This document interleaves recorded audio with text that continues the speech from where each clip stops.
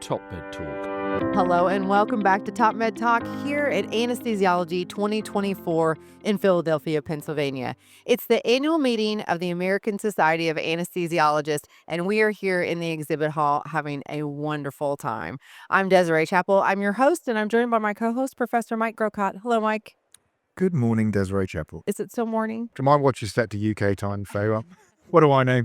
We just wanted to say thank you to the American Society of Anesthesiologists for supporting us to be here in this wonderful booth right here in the middle of the exhibit hall. So thank you so much. We couldn't do this without you. We'd also like to thank our sponsors, Edwards Life Sciences, GE Healthcare, Medtronic, for keeping Top Med Talk free and open access to the entire world. So no one ever has to pay for the information and the education and the conversations that we have here. So thank you so much. Mike, Top Med Talk is a leading perioperative medicine podcast. Broadcasting arm of EBPOM, Yep. Evidence-Based Perioperative Medicine. 6 years since it was originally set up by the founding editor-in-chief, Monty Mython, who's obviously also founder of the EBPOM meetings. Yep. And we've done a lot of podcasts. Oh, Got 2,000, just saying. more than 100 countries, more than Yep. 2 million listeners, I believe. Yeah. I mean, it's a incredible story. Yeah, it's a lot of fun. So we've had amazing conversations with people from all over the world. Today's conversation is no different. Very excited to introduce our guest today, which friends of the Top Med Talk family. We have Dr. Jonathan Tan from Children's Hospital in LA. Jonathan, thanks for coming back. It's great to be back. Thank you for having me. Yeah, absolutely. And then we have Dr. Dwight Bailey, who is from Levine Children's Hospital for Atrium Health in Charlotte. Dwight, thanks so much for coming on. Thanks, Desiree. I feel like, Dwight, we were saying, have you actually been on Top Med Talk? You have, I think, because of lectures from EBPOM meetings, but I don't think we've actually been able to sit down and catch up. Correct. couch. Yes, we have not actually spoken in. Well, here we go. Here we go. So for our listeners, I'm going to start with you, Jonathan. I know we had a conversation back in the spring in IARS and talked a little bit about your work, your research, things that you're interested in your presentation. But for our listeners, why don't you tell us a little bit about yourself? Sure. I'm Jonathan, Children's Hospital Los Angeles. We have a whole research group focused around bringing environmental health factors into the hospital space. We know that air quality, heat, temperature, all those things actually influence healthcare dramatically, especially for children who are our most vulnerable population. But that information is not available in your electronic health record. It's not available for research. It's not available for all sorts of things that you might want to do for advocacy if you're a kid's hospital. And so what we've done is we've partnered with some of the experts in the field, so AccuWeather. They have superior data and quality of information across the entire world. And great news, great update. Their C-suite has really gone out of the way to support us formally and building a center around extreme weather and climate health for children. And so in the very near future, we're going to get all the data for the last 40 years and then forecasts for the next 100 years Oh my gosh. of how weather and extreme weather and climate may impact at least North America for now. We'll start with that. So we can start linking and creating a consortium of data in hospitals to link environmental factors with clinical factors. Really fascinating. I mean, I have a bit of an interest in this because we have an air quality group in Southampton's a port city. And I'm sure port cities are terrible because the ships Yeah. produce all sorts of nasties. But so I hear a little bit of this. So what's the sort of resolution that you can map things like air quality? Is that on a zip code by zip code or house by house? Or Yeah, we could do quite a bit, but actually, it's correct. The more specific you get, right, down to 1 kilometer resolution with some errors around the estimates, but we can get down to 1 kilometer resolution with AccuWeather's data for major cities across the United States for now, and we're working on the rest. So we can actually get down that specifically. There's huge variation even within a kilometer. A zip code would actually be so broad that the information is useful, but it's not as specific and might not be as helpful. So this partnership is so key for that reason. Yeah, Jonathan showed some fascinating images of overlaying the environmental and the air quality over kind of ranges where you could see where it really does go beyond or more concentrated around zip codes, and not around zip codes, but outside of zip codes, and why this is so important to be able to really drill in to certain areas. So I thought it was great work. fantastic. Yeah, it's not just for us in anesthesia or critical care medicine. It's actually for our entire hospital, right? Yeah. It's for all the pediatricians out there, all the primary care teams out there that want to look into this. Our data is available for them for research and very soon for informing clinical thinking and advocacy. Yeah. So if people want to find out more information specifically about the work that you're doing, what's the best place to find that if they're interested in this? They can reach out by email. We're working on our website right now. Okay. Things are moving quite fast. There's been a lot of, I would say, press coverage recently, but we're working on a website for the center that we're about to launch. Fantastic. Well, in the show notes, when it does launch, we'll put those in there That'd be so you great. can find it there. Thank you. That's great. Well, thanks for the catch up there, Jonathan. Dwight, how about you? Why don't you tell us a little bit more about yourself? Yeah, thanks, Desiree. And again, I appreciate the opportunity to be here. I've been watching you on Top Me Talk for years, along with Dr. Grocott. The opportunity to be here is fantastic. So thank you again very much. I appreciate it. So yes, I'm the Chief of Pediatric Critical Care Medicine at Levine Children's Hospital, as you mentioned, part of Atrium Health in Charlotte, North Carolina. I've been in Charlotte now for almost 19 years and in my position as chief for almost 12 years. So a rapidly growing, not only area city, but a very rapidly growing children's hospital with increasing accolades nationally. So really proud of a lot of the work that's happening across our children's hospital. Yeah, my focus really outside of my chief role is clinically is, pediatric septic shock and pediatric shock Right. in general, but really focusing more on pediatric septic shock and treatment options, treatment algorithms, and really trying to push the envelope in what those treatment options are. I know we're going to be speaking on the hemodynamic monitoring, which is there's woefully little information in that space, unfortunately, but that has been the focus of most of my work over the last 8 to 10 years. Historically, prior to that, I think I really focused more on traumatic brain injury, but have really focused in on the shock component for. So I know you also do some mission work, right? A little bit. So just a plug for that. So what you've done there. Yeah, thank you. The majority of that mission work was done historically. Unfortunately, COVID, while it didn't change the pattern of what we achieved, but it certainly has changed our ability to get to the sites. And so we focused pediatric critical care and neonatal care for Guatemala based on from a large grant source in Charlotte, North Carolina that had an affiliation with Atrium Health. Historically, for 30 plus years, all of the work in Guatemala and Central America was totally in the adult cardiac surgery model. And then I was approached in 2015 or so by the individual who was heading that up and asked if I would be interested in evaluating the need there and then helping with solutions. So over the course of years, a lot of resources, a lot of trips to Central America, a partnership with Chiquita,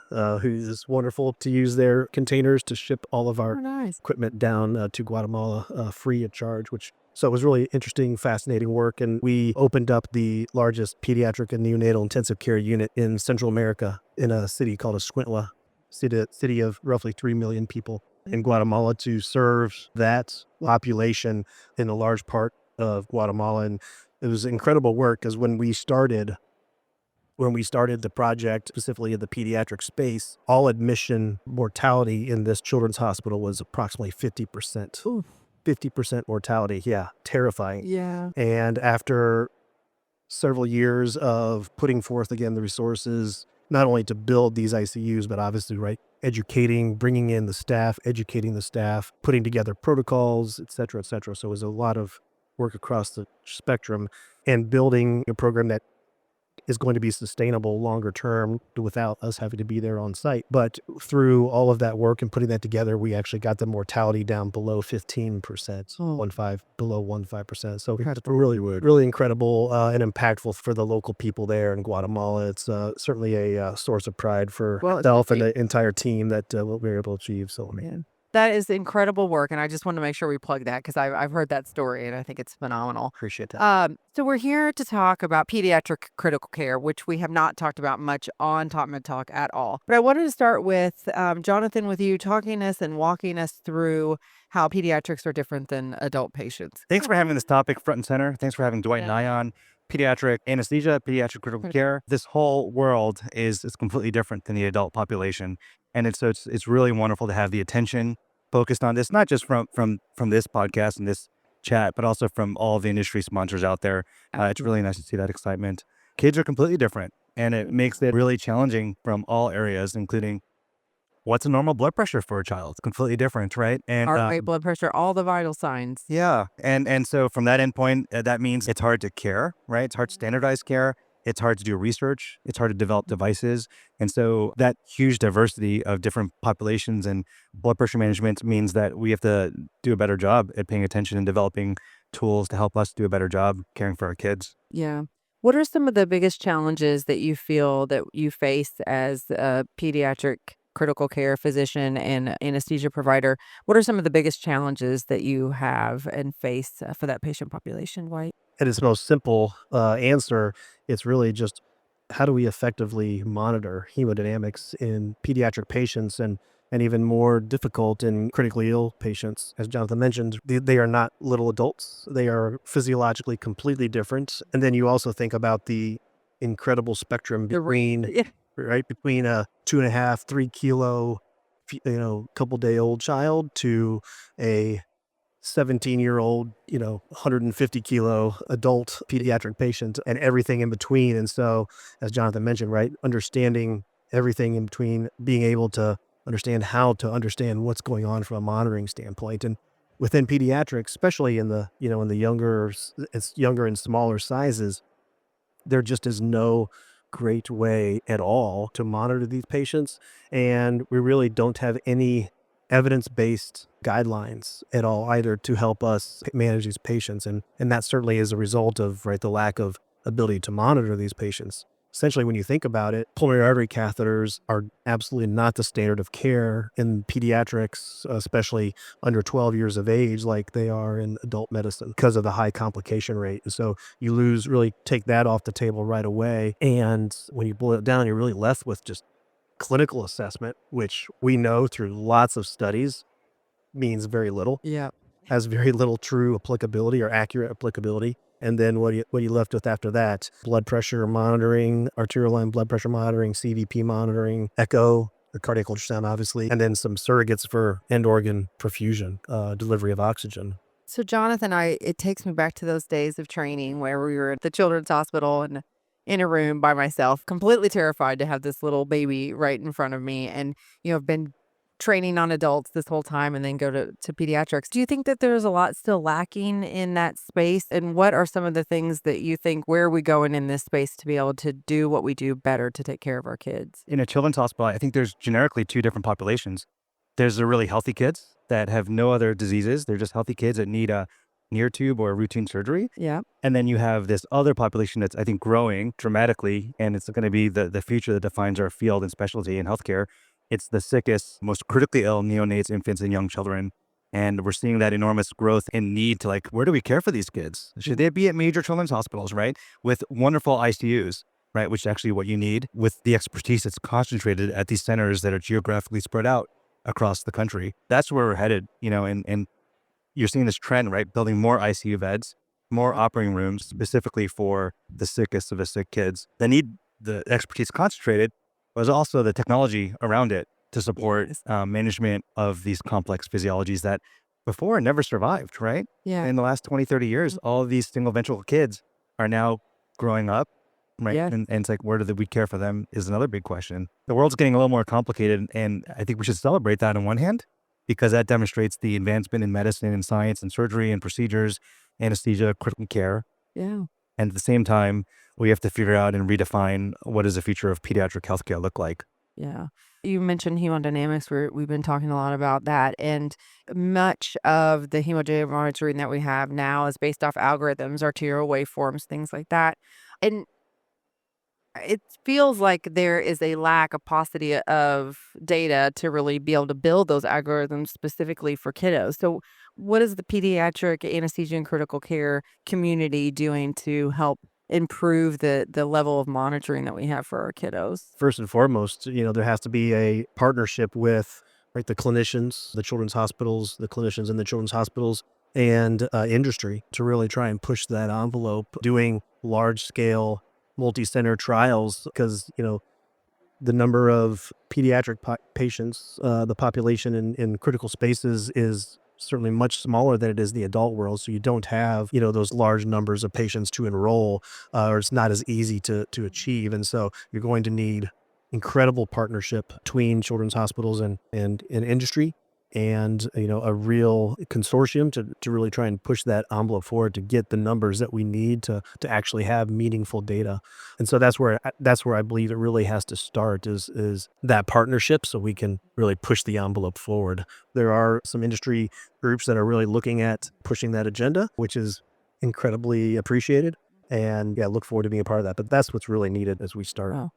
Jonathan, from your perspective, some of the hemodynamic monitoring that you have available to you at your children's hospital, are there limitations on that now for you, or the things that you're using specifically for kiddos? There's a lot of limitations. Some of them are for kids, but what is a kid defined as? And it Yeah, literally means a lot of right. teenagers, right? So those are About 12, right? Because there's usually a designation in some of the approvals for some of these devices. That's right, the FDA approvals. And so sometimes we use them off-label, right? Of course, but yeah, there needs to really be a growth to that younger age group, younger children, single digits, neonates and infants, that critical population.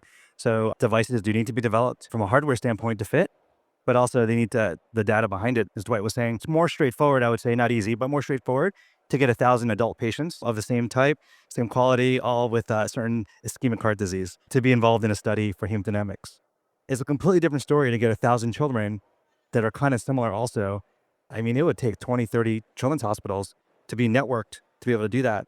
And so there are some national consortiums for data sharing, but they haven't gotten to the point of sharing waveform data and vital sign data yet. Some of those are starting to launch. Some of them are supported by industry, and some of them are starting to launch by the children's hospitals. But that's really where we're at. And until there's sharing of granular, high-frequency vital sign data with the clinical outcomes, that's what's going to take to develop the algorithms that we need to develop really great tools for hemodynamic performance for kids. Yeah. Some of the current monitoring out there that is available for patients 12 years and older, wonderful. But, as Jonathan mentioned, anything, really under that age, roughly that age, doesn't exist or exists in extremely small amounts. But it's those younger patients, right? The infants, the neonates, the infants, where it is especially needed, right? Because you think about the difficulty with assessments, clinical assessments, cardiac ultrasound, when you go, from a 30 or 40 kilo patient to a 3 kilo patient, the difficulty of those assessments, getting devices in those patients, putting an arterial line in a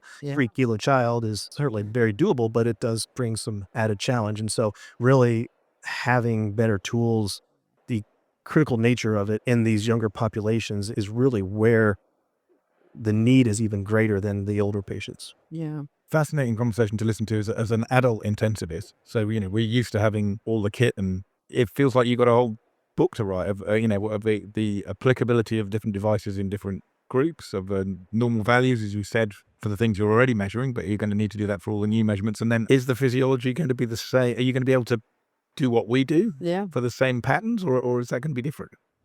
I think it's going to be different. There are general trends about the importance of things like non-invasive continuous monitoring, for example. Yeah. Depending on the age of the child and the physiology, the algorithms are going to be different. It's going to be a different way of, I think, approach. And I think we could write a whole book on it. There's a lot of work to be done.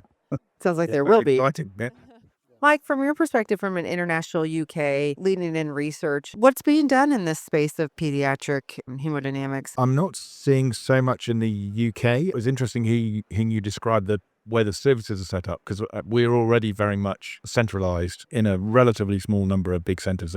So they tend to be the academic health centers, the big teaching hospitals. But it's not, as far as I'm aware, of major focus with the monitoring side of things has not been a major focus of interest. I don't know if you have the same. There are some cultural underpinning elements in that many of our pediatric intensivists, the vast majority, as I understand it, come from a pediatric physician background, whereas the majority of our adult intensivists come from an anesthetic background. And there's just different perspectives and different familiarity with devices, physiology, that kind of thing. Does that pertain in the US as well? Yeah, there is a difference, right? European, right? Much more anesthesia-focused base of training that leads to intensive critical care medicine. But in the United States, it's internal medicine or pediatrics with a critical care medicine fellowship to follow is certainly the predominant model of care here. Yeah. And additionally, I don't know the model specifically in UK, but, certainly in the US, adult ICU, the subspecialization that exists is quite vast. You've got neuro ICU, cardiac ICU, surgical trauma ICU, medical ICU, and then the additional subspecialties that exist within each of those. And in the pediatric world, you certainly have cardiac ICUs and you have pediatric ICUs, which essentially is everything else, is medical, it's surgical, trauma related. It's neuro ICU. So it's everything in that same space. And so that certainly changes the game and, then makes the process even more difficult because you've got, side by side, you've got a severe trauma patient next to another type of surgical patient versus a medical patient. And you're trying to take And manage it Right, all. you're trying to take, your monitoring systems and your algorithms and apply them to all these different things in the exact same space at the exact same time. I got it every time I hear forgive me, but every time I hear a pediatrician say the physiology is completely different, I kind of think, well, there's a heart, there's some tubes, there's some little tubes, there's some stout. So I understand there are differences, but presumably fundamentally the cardiopulmonary, cardiovascular interactions are similar. Kind of works the same, right? Yeah. Yeah, the cardiopulmonary interaction concept as a whole is generally, I would agree, is generally the same, certainly. But it's when it's when you really start drilling down into the details of the physiology is where those differences become. I mean, this is just one small difference, but you've got a neonate who, a 1 month shock, cardiac, septic shock, what have you. But you've got a 1-month-old, 2-month-old who is completely heart rate dependent because they don't have the development, right, of the true cardiac muscle. And so they don't have that ability to really change their stroke volume. And so they are 100%, essentially 100% heart rate dependent up until, the age where they have complete development of the sarcomeres and the heart muscle. And so that's just a single example. It's a different application, but the interaction of DP by DT and SVR and all the monitoring, the fundamental nature of the monitoring should be similar. You've clearly got to be The applicability of it, Yeah. and how you utilize it for therapeutic interventions and things like that would be different, right? Correct. Absolutely. I would agree with that, certainly. It's just, I think one of the biggest hurdles right now is, and Jonathan mentioned this earlier, is being able to get enough patients to, right, enrolled, to understand the data and to develop the algorithms necessary that can be accurate and be used in those populations. And so doing that is an incredibly heavy lift. It can be done. It needs to be done. I'm hopeful that we're headed in that direction, but it's going to require, as I mentioned earlier, an incredible partnership because, and Jonathan said this earlier, if you're going to enroll 1,000 patients, you're going to need 15, 20, 25 children's hospitals to work. It's not together. a single institution Yeah. type of thing. Not at all. And I'm fascinated how you I mean, clearly the difference between the heart rate dependent neonate you described and the near adult at 17, there's a huge spectrum in between. But how do you stratify? Because age, I have 3 children, and age is not clearly the key determinant of their physical morphology. Is it weight? Is it height? Is it what's going to be to get your normal values and your response patterns? It's going to be one of two arms. It's going to be weight based or surface area based. Right. Is going to have to be the way that it is stratified and understood. Yeah, weight based is certainly much more common in the pediatric world, but there certainly are surface area based options as well. So. Yeah. And it is I hear the encroachment of adult disease into the pediatric population in particular because of, obesity, metabolic syndrome, those kind of things. Is that going to be an issue you're going to have to overcome as I well? was just going to ask. Yeah. How's that going to impact things? Yeah, I mean, we're already seeing an incredible amount of that encroachment of into the adult physiology and pathophysiology into the pediatric world, and also vice versa. Jonathan mentioned, the congenital heart population that are now living into young adulthood, and how do you care for those patients? That's an entirely different discussion. Typically sends most clinicians running every other direction, but not many people want to touch the adult congenital heart patient. But yes, there's going to be there is increasing amount of encroachment, as you mentioned, and so a lot of brains in a room to understand it. Jonathan. I think a good example of that actually is obesity. We just about a year ago, we just started a large bariatric surgery program at our children's hospital. Oh my gosh. And so the entire ramp up, it took about a year of multi-specialty coordination, endocrinology, bariatric surgeons who are mainly adult trained, right? They're adult surgeons. The anesthesiologists are ICU as well. And all put together trying to figure out how do we do this? And very simple things like, can our beds support the operating room beds? Can they support the weight of these patients? Number one, right? Because we never had to deal with that before. And so we upgraded our beds for those rooms. Some other factors as well in sizing and how do we transport these larger patients over when we're used to one-handing our keys, right? And so there's a lot of factors from even the basics of, do we have the right supplies, beds, and stretchers for obese patients? So certainly seeing that coming down. I think we're the 4th or 5th major center to do bariatric surgery, anesthesia, and ICU care for these very large obese patients that need the care. Are you seeing the sort of adult correlates of metabolic syndrome, vascular inflexibility, hypertension that we would expect to see in this group of patients? Yeah, in some ways we are. I would say we've probably done, I want to say about 80 to 100 of these cases so far, but we see a metabolic syndrome. Certainly it's a little bit different. We don't have the cardiac ischemic disease yet to manage in these populations. But you do have to, the medications start to infuse from the adult world. So things like anticoagulation and DVT prophylaxis are actually a conversation to have. What is a standard of care for perioperative morbidly obese patients getting bariatric surgery in a children's hospital? So what age are these kids that you're talking about? Because I have to admit, I have not heard of bariatric surgery in pediatric populations. Yeah, 11, 12, 13 years of age. And they sound young, but they've already been through a very rigorous psychological screen. Yeah. They've been through a very rigorous non-surgical, non-procedural intervention for these Yeah. kind of procedures. They go through all these things before, okay, now it's time. Many of them actually wait 1 to 2 years before they're ready for surgery because all these check marks have to be made to make sure that's the right candidate. Also, the long-term consequence. That's it. Yeah. It's not quite the same as the granite congenital hearts, but having that type of surgery so young is presumably going to alter their subsequent trajectory of all sorts of things. Yeah, I think there are many, many positive things, right? That's why we're doing the surgery, but complications related to surgeries downstream as the kids get older, or they need to be managed. And it's a whole area of work that probably needs to be done from a research standpoint, because the answer is just like congenital heart disease 20 years ago. Yeah. We just don't know until we get there with the cohorts. Yeah. The unintended consequences too of some of the interventions that we do. I think you don't find out until later. So it's fascinating. I want to bring it back to some of the monitoring that we were talking about. Dwight, you had mentioned that you work a lot with shock patients. And, I can imagine that, with adults, we have, we have protocols and things like that to take care of these patients. But with peds, I would imagine it's a lot more difficult. You can't, how much fluid do you give? That's one thing I remember from doing my training was like, we have to be much more aware of the amount of fluids we were giving and the amount of vasopressors and inotropes and all those different things. So talk to us a little bit about what that looks like and how you feel that if we have better monitoring, that's going to help improve the care that you deliver. We think about what are our options in, the early phase of resuscitation. Let's think about septic shock you mentioned, and specifically there, the actual evidence-based data in that space is, again, like most of the things, unfortunately, pediatrics just doesn't really exist, or there's such a paucity of it. There are international guidelines that have been released, or now on, I think, roughly number 3, that published through the Society of Critical Care Medicine. So their guidelines, they're essentially 1 hour. Here is the goal-directed therapy that we need to achieve in a single hour, between obtaining access, peripheral central access or interosseous access, fluid resuscitation, inotropic support, vasoactive support, steroid therapy, yada, yada, yada. And all of these things that we need to do in the first hour. But what are we using to understand that and to guide us? And so you mentioned, fluid resuscitation, obviously, right? Obviously within septic shock upfront, a very hallmark of what needs to happen. But how much fluid do we give? How do we assess the fluid?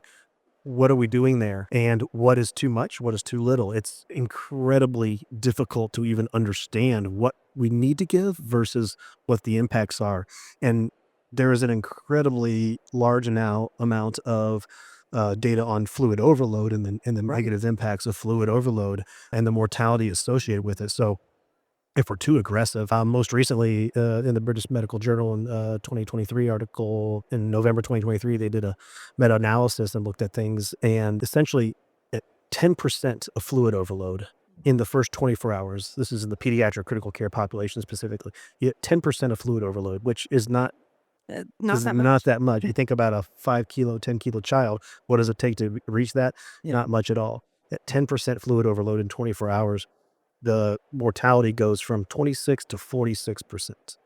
And so we have to understand what fluid resuscitation looks like, what we need to do. And so how do we achieve that? That's just one example of what we need to do in our hemodynamic monitoring. And then also, right, like understanding, the hemodynamics themselves, aside from what the fluid responsiveness is. And how do we do that? So the volatility of signal for blood pressure, for example, the rate at which you're turning up or turning down pressors, I get the impression is greater than it is in adults. I guess where I'm getting to is closed-loop systems are clearly on the horizon in the adult sphere. So, linking blood pressure and various algorithm-derived variables to the pressor infusion, for example. Do you think that's something that's likely to come down the road for you as well? I think it is down the road, absolutely. How far down the road? I may not be alive when it's around, but because it seems so far along. But I think it is absolutely on the horizon for sure. I certainly hope it is. But to your point, Mike, the the volatility is incredibly present and incredibly difficult. Just for an example, you think about epinephrine infusions, and unlike adults, all medications, in particular vasoactives, inotropes, they're all certainly weight-based dosing until you get to a weight threshold, usually 50 kilos. But so my point is, if you're a 0.01 microgram per kilo per minute epinephrine dosing, we'll have beta effects, etc. You get to 0.05, and you start creeping into the alpha effects, and you get to 0.1. So we're talking about a very narrow margin of adjustment of titration, and you get to 0.1, and you've lost all beta activity, and you're in 100% alpha, essentially 100% alpha activity at that point.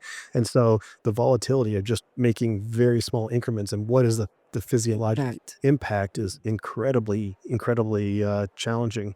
And so how do we see what the response is of going from 0.02 to 0.04 or what have you? And then you multiply that by multiple, you've got norepinephrine, and you're adding in other vasoactives, vasopressin or angiotensin 2 or what have you. And so that then you're multiplying all that volatility by by several fold.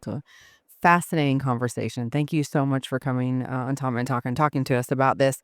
I hope we can have you back and have more around this space, because I think there's definitely a need for that, to have more conversations and learn where we need to go.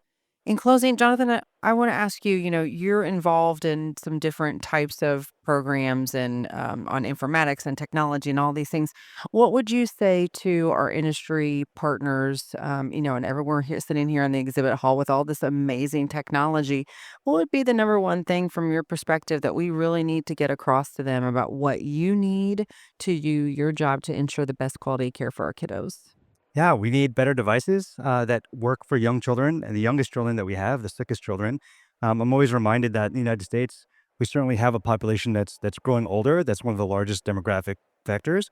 But it's also a demographic certainty in the United States is there are kids that are sicker than ever before that need the care.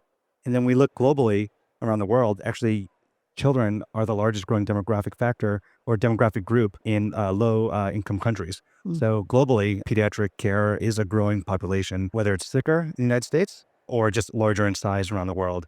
So I'd say the need is there. Absolutely. Gentlemen, thank you so much for joining us. Really appreciate it. We'll have you back soon. Great conversation. Yeah, Thank you. absolutely. And thank you for listening to Top Men Talk. You can always find us on X, LinkedIn, Facebook, YouTube, all of them. We're there. If you find us, subscribe to our newsletter at topmentalk.com and check us out. Check out the other conversations that we had with Dr. Tan and all the amazing conversations we've had at Anesthesiology 2024. Thanks for listening, everyone. Cheers. Top Med Talk. Thanks for downloading Top Med Talk. Don't forget to subscribe, check us out on YouTube, and of course on social media. We're on Instagram, Facebook, and X. Also, it's important to remember that Top Med Talk is the broadcasting arm of EPPOM, evidence-based perioperative medicine. We'd love you to find out more about that, and the way to do that is eppom.org. Check out our website and find out about some of the incredible conferences we're going to be arranging across the year. eppom.org.